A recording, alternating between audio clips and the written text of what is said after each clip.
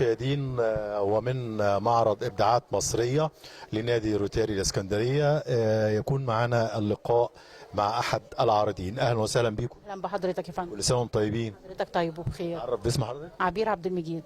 أهلا بيك يا فندم. طبيعي هاند ميد. منتجات جلد طبيعي هاند ميد. أهلا وسهلا بيك. حضرتك اسمك؟ فرح محمد. انتوا يعني تلاقي ان الواحد لما بيشتغل في مشروع بيكون بتاعه بذل مجهود بيلاقي العائد بيجيله، ما بذلش مجهود يعرف ان هو التقصير من عنده، مش كده؟ تمام.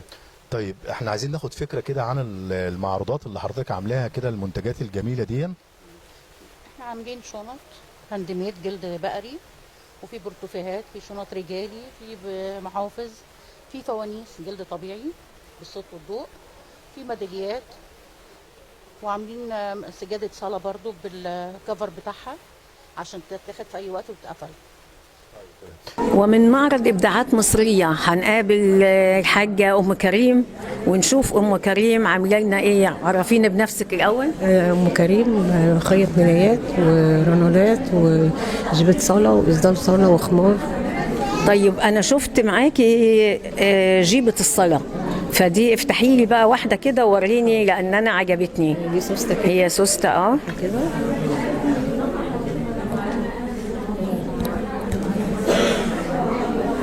بنشوف ان الجيبة كلها بتتجمع في السوستة دي وبتبقى